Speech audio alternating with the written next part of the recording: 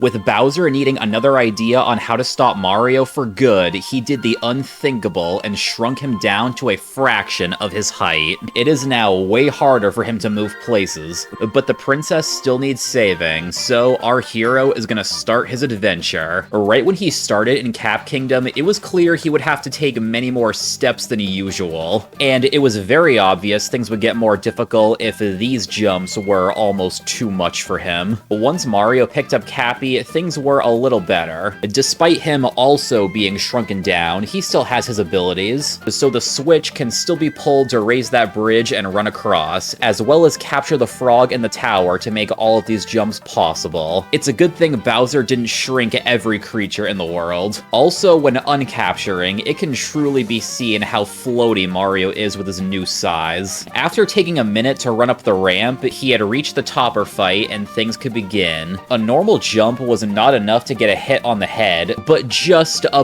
bit more height would do it. Still a pretty quick boss given the circumstances. Time to look at that amazing capturing visual and head over to Cascade. You know, it's a lot easier to appreciate something when you can't just rush through it. After experimenting with some of the rocks around this land, Mario reaches the Chain Chomp and can still use him to break the rock with the moon. Thankfully, it's not too high to jump to, but something that might be a bit too high is the Madame Brood Arena. Despite the floatiness he possesses, Dino Skip was not gonna work. That's alright, that's why this path leading to the 2D section exists. Inside, Mario is still small, but he's much faster and the floatiness makes him jump much higher. He doesn't even need the hidden block to get inside this gap for a moon. Unfortunate that this power has to end so soon. As for the boss fight at the end, Mario just had to always be on the move to avoid any attacks that Gold Chomp might have. As long as he kept a safe distance and captured with good timing, they can be taken down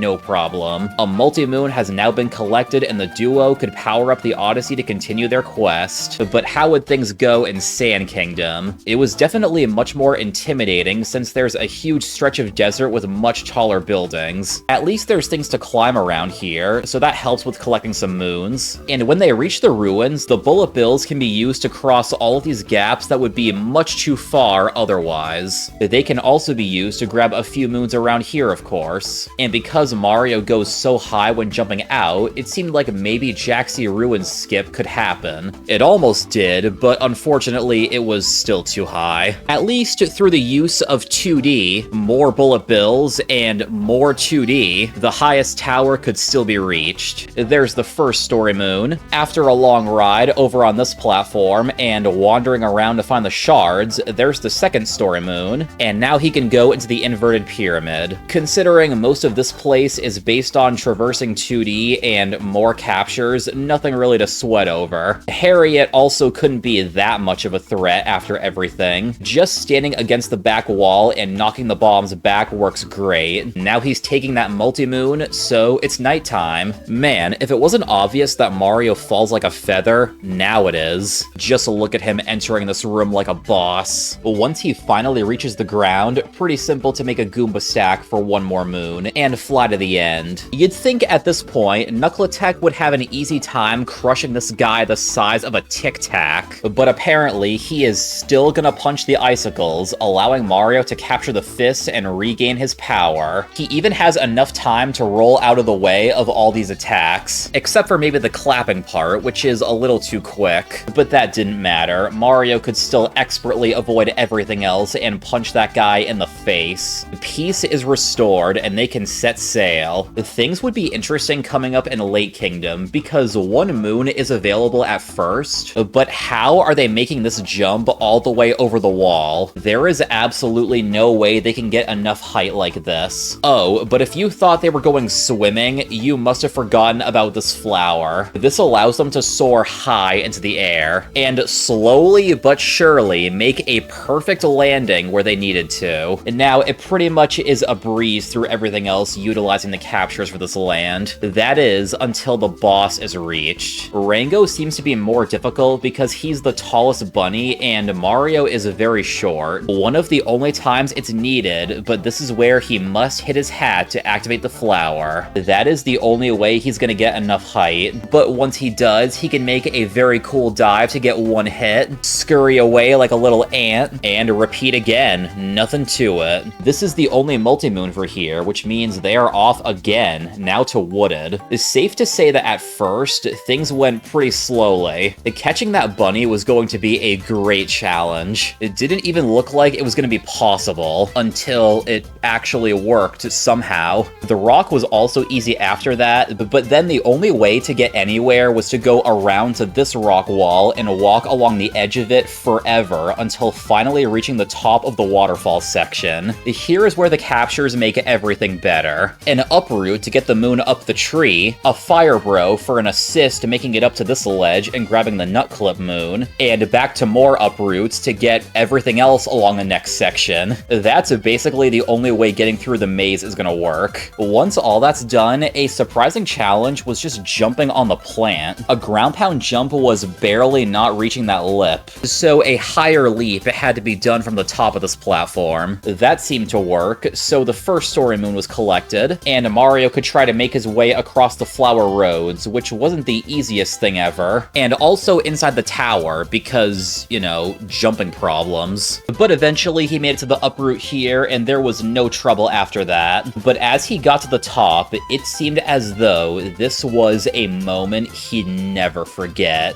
This was it. Something that made the Spewert boss actually somewhat difficult. Yeah, it seems unbelievable, but when it came to this boss, Mario realized it was very hard to jump and dive before Spewert shot the poison forward. He couldn't go for it too quickly either because of everything he spits on the ground beforehand. At least there are hearts to refill in between, and he can be stopped pretty quickly. Ultimately, there were a few deaths here, but there was still a strat to get through it after a little bit of time. Just knock the hat off, move to the side, then try to get the jump on him. It seemed to work alright. The first story segment complete, and the second one is a lot more simple. Using the tanks is crucial to creating the path to the top of the kingdom now. Then some rocket flowers and more tanks with shooting targets later, and the boss was reached, where an uproot was used, which meant Mario being small was no issue. So this kingdom is finished in a snap.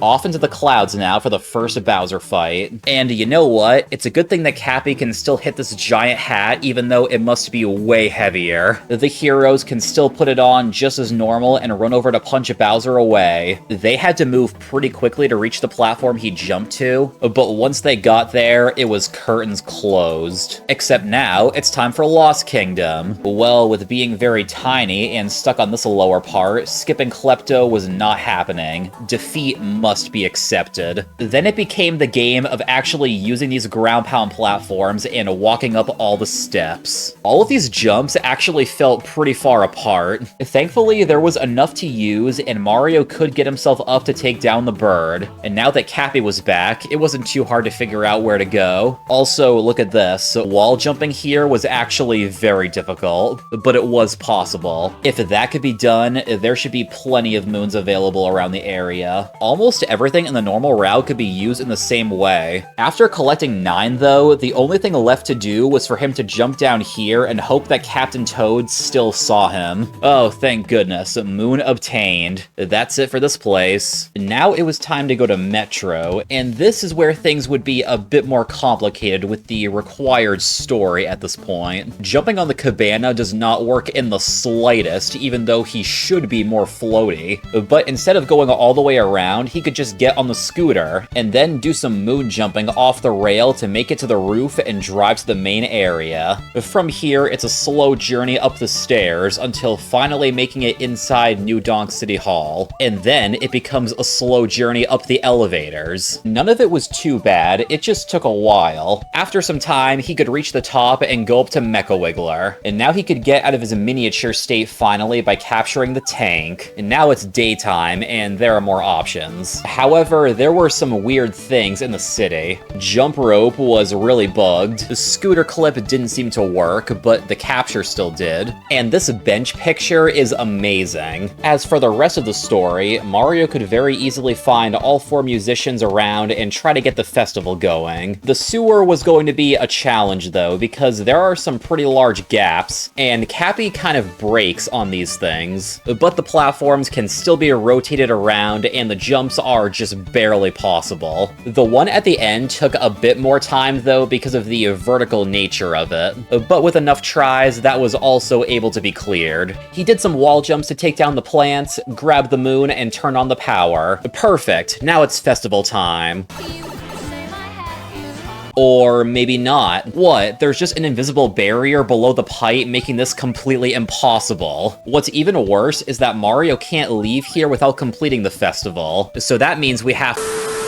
Look at that, everything's fixed, and all the moons are collected. Let's move on and forget this happened. And now it's off to Snow Kingdom, and things wouldn't be any easier here. Clipping into this wall is not gonna work, so instead they had to go into all 4 rooms. The poison room was honestly one of the most rage-inducing things ever. The blowy joeys are doing what they do best, the spinies are always in the way, and one mistake means slipping off and starting over. At least the moon up here wasn't so bad, but getting to this guy and capturing him was a nightmare. Mario would have to take out all the spinies here, then roll just fast enough to make it to him in time and get 2 hits. Now that was done, it was free to safely murder everyone else. The next 3 rooms definitely couldn't be as bad. This flower just launched Mario right up to Rango instantly, which was awesome, and defeating him wasn't much harder than the first time. Collecting the shards was no trouble, although when going for the secret moon, he did end up getting pushed through the ground. Must have been too tight of a space there. And finally, the Goomba room was a complete cakewalk. Nothing too fancy needs to be done to get there. Perfect, the doors are open. Mario can go to the race room to capture the Chivarian, and win that race just as usual. Way more simple of a finish this time. Okay, 10 moons deposited, and there they go to Seaside. Because of the nature of this place, it would be much more simple. He had to get 1 moon here in this room, of course, even if finding the spot was very difficult. But then, back outside, the Gushin could be used for everything. Flying up to get the story moons, going over the water, switching to a cheap for a second, then back into the Gushin to keep going. Getting all the switches pressed was a breeze, and then he could just stay in the Gushin to have a totally normal fight. That feels nice. Maybe not as many captures would be in Luncheon, though. Using a lava bubble was actually the only way to get out of the starting area. Once he reached the Spewer Arena, he found it was still a little difficult like before, but now he had all the strats down, so overall was not too bad here. Then he could get a few moons in the town because they were nearby, but there was one place he had to go, the Forks room, because check this out. Look how high Mario gets launched off that thing. Actually, only about 2 captures later, and he's all the way up. So that was pretty fun. Now for more captures. Lava Bubble to travel around, Pan Bro to break the cheese and get the second story moon, and then the meat to get carried all the way to the top of the pot. Utilizing all of these made it way more bearable to collect stuff. And thankfully, after reaching the first multi-moon, there would be even more opportunities for them. And now a lava bubble must be used to get to the left side of the map. After one launch through the air to make it all the way over, he can go through 2D, capture another lava bubble in the cave, and get another story moon. Just have to reach the top again. First things first, once through the door, Mario can bait the plant into lighting these torches, just for 1 more moon, and then comes the journey of climbing all the way up. But that didn't take as long as one might think, because those forks are really helpful. Like, seriously, he goes so high. Very quickly, he was at the boss, and he put his prior skills to the test and got an easy win. It's a good thing captures are often used to restore peace. That's where Ruin comes in, because as much as there should be, there is no capture for that dragon fight. Mario has got to do it himself, with his own abilities and small form. Climbing up the dragon's face is really slow and gives just enough time to get a hit. It's also not easy to avoid all these attacks, because they still hit him even when he jumps. That's why the most optimal thing was to probably probably just take damage and use the iframes to start climbing. Mario still had to be nearly perfect for it to work, though. Then he could get a heart from the arena to refill. It seemed like this could've and should've worked, but there were too many mistakes, and there was just no way. Thankfully, this shopkeeper felt bad and sold Mario a life apart. This would be just the thing he needed. After many long attempts of trying to beat this boss, he had finally got everything down, at least up until the very end where it's too chaotic. So thank goodness for the extra health. It was a lifesaver. I mean, I know that's kind of its thing. So at long last, this kingdom was cleared, and it was not too far to the finish. Bowser's is up next, and hopefully we get some lucky breaks here too. That is kind of how it went. Most of the travel here just involves capturing wires, and at a certain point, it basically just becomes all about the Pokios, which of course makes collecting moons much easier. And making his way through the story wasn't bad at all. At first, it seemed like it would be harder to ground pound the ogre, but actually there's a strat for it. Kind of embarrassing how a fly can get rid of this monster. Then, as Mario moved on, he still collected every shard with relative ease for the second story moon. Then this moon he would usually get is too high to jump up to, but it's okay because he can use another capture, the Jizo, right next to the shop for that moon. And now at this point, it's time for the brutal battles. They could have been quite difficult, as with everything seen before, but Mario had so much training that he absolutely crushed it against them. Being small wasn't going to hinder him anymore. He was just as powerful again. Now, once through the gate, it was basically all over for this place. A Pokio can be captured to scale all the way up the rest of the kingdom to the very top, and another can be used to defeat the boss itself. Sure, it might have been a bit slower, but at this point, who cares? There it is, the final multi-moon. The Odyssey was powered up, they sailed to the Moon Kingdom, raced down to the chapel, and oh, yeah, Moon Cave's skip is not happening. He should be more floaty with the moon gravity, but he's really got no jump still. Unfortunate. Moon Cave it is then. At least this also wouldn't be too bad with all the captures. Parabones to cross the first gap, Hammer Bros to get around the moving platforms, Bonsai Bill to skip a chunk of this section, and finally Chargin' Chucks to reach the end. The only question is, could Madame Brood be conquered? Hey, if he could defeat the other Broodals, he could defeat this bunny as well. The Gold Chomp comes rushing in, but as long as he keeps moving and gets a safe distance away in between attacking, he can knock all the hats off. Running out of health was definitely a concern, but he powered through and got it done. Almost there. Now he can roll down the carpet in the wedding hall, come face to face with the man who shrunk him in the first place, and it's time to battle. But one thing about this final arena he noticed was that it appeared to be a bit different. Apparently the shrinking that had been done to Mario was also done to this entire platform because it felt much more normal for his new size. Very useful for actually getting Bowser's hat and being able to run over to him in time. There may have been a lot of things thrown at him and a lot of fire on the ground, but this was no problem after everything he had done. Bowser took his 3 hits, they fell down to the moon's core, and Mario took his final capture. This would be exactly the thing to finish his adventure. He broke out of this place, brought Bowser and Peach to safety, and the shrinking was removed, returning him to his normal size. Truly a grand adventure, seeing the world from the different perspective he had. But yeah, he was happy to return to what he was used to. Hopefully you all enjoyed the story, and thank you, THEREALTOOMUCHDOG, for creating this. What a journey it has been. Thank you all so much for watching. I'll see you next time. Take care, everyone.